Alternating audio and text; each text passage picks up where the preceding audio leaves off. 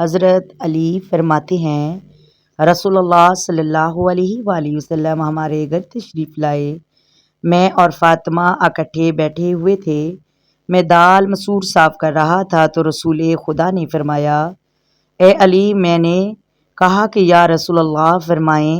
آپ نے فرمایا کہ میری بات غور سے سنو، میں اللہ کے حکم کے علاوہ کچھ نہیں کہتا ہوں۔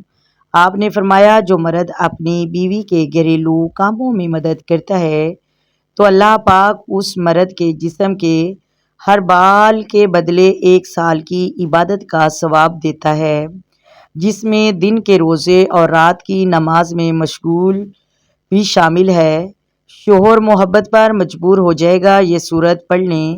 میاں بیوی میں اتفاق محبت کے لیے سورت طٰہٰ کی آیت نمبر 39 100 مرتبہ پڑھ کر کسی بھی میٹھی چیز پر دم کر کے کھلائیں۔ میاں بیوی دونوں کر سکتے ہیں، شوہر اپنی بیوی کے لیے کر سکتا ہے اور بیوی اپنے شوہر کے لیے کر سکتی ہے۔